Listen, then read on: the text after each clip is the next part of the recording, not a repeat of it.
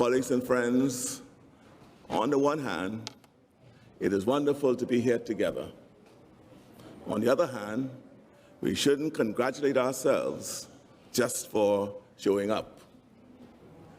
I'm here to represent my beautiful country, the Bahamas, and I do so with an enormous sense of urgency.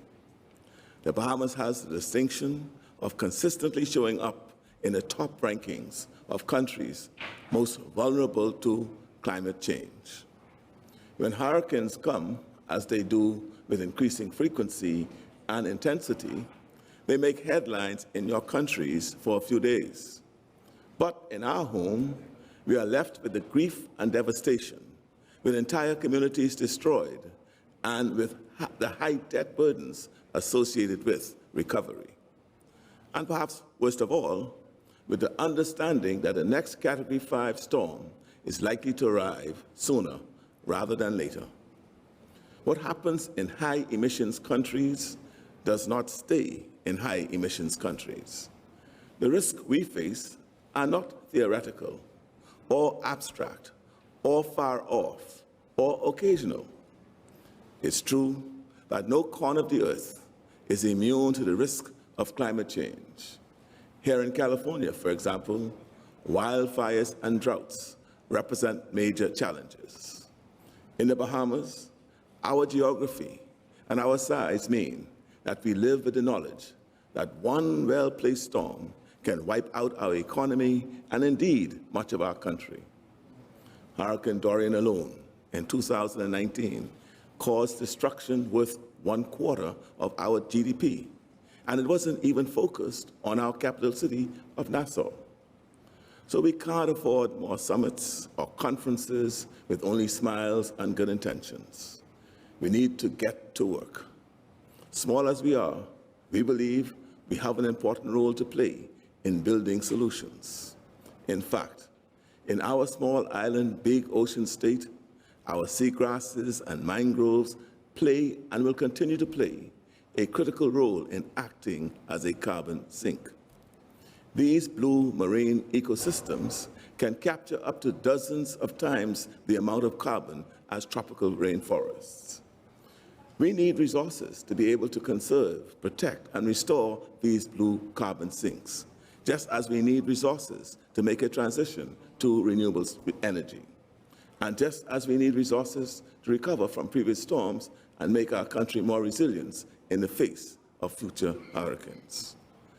Carbon markets are an important bridge to a net zero future for all of us, and we intend to be the first country in the world to develop and trade blue carbon credits.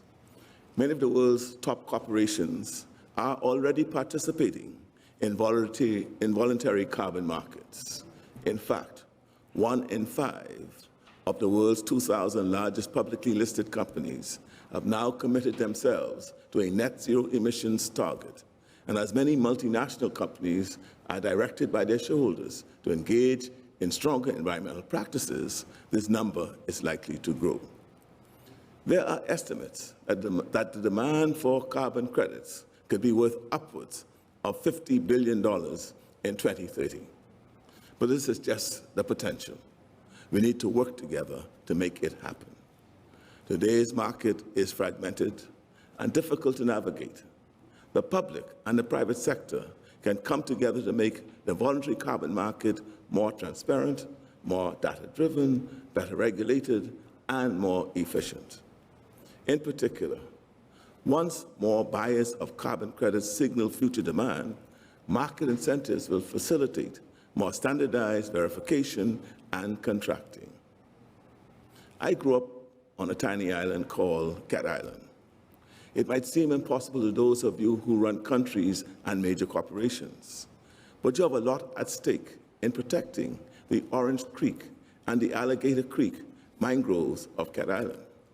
Even as we hope and pray that technology and human ingenuity will create new ways of sequestering carbon from the atmosphere, we must protect and defend the natural resources that already do so. We are all connected.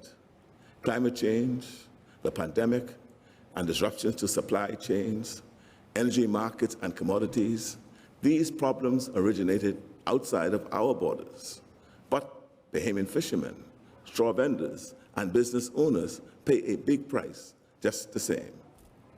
Just as pandemic restrictions began to ease, inflationary pressures have affected our recovery.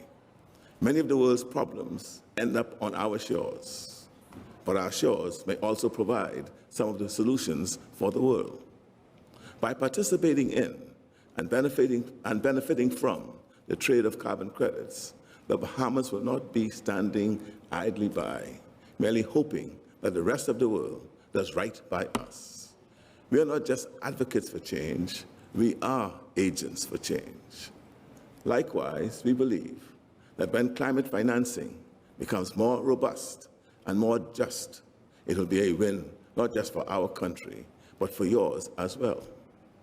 With more than half my nation's debt related to hurricanes, we find ourselves without resources to sufficiently adapt our infrastructure to the climate changing, or to transition as quickly as we'd like to renewable energy.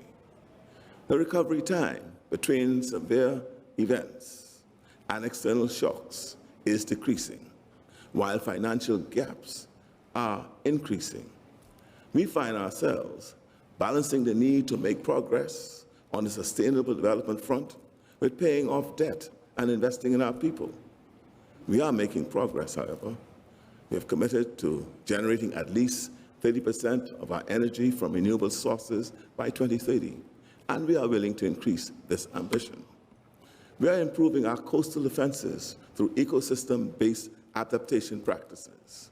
A no net loss policy is in effect for our coral reefs, mangroves, and seagrasses, and forest management plans are being created to sustainably manage the forested areas across the Bahamas.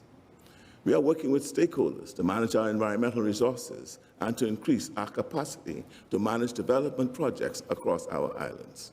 We are transitioning to the government fleet to electric vehicles and retrofitting government buildings with renewable energy components. We are moving ahead with new solar energy projects, including grids for generation and storage capacity on islands where energy infrastructure was badly damaged by Hurricane Dorian. I want to make the point that while multilateral banks look to provide loans in the aftermath of severe storms, climate financing needs to be more than disaster response and recovery. More consistent climate financing at lower rates would support the ability of all Caribbean nations to sustainably develop. The IPCC report, released in April, is clear. Urgent and drastic action is needed if we are to limit global warming to 1.5 degrees centigrade. There is an active 2022 hurricane season ahead of us, and once again, we are forced to think about the unthinkable. Astronauts have said, the Bahamas is one of the most beautiful sights from space. Let's work together to ensure the survival of my country and our Earth. I thank you for listening to me.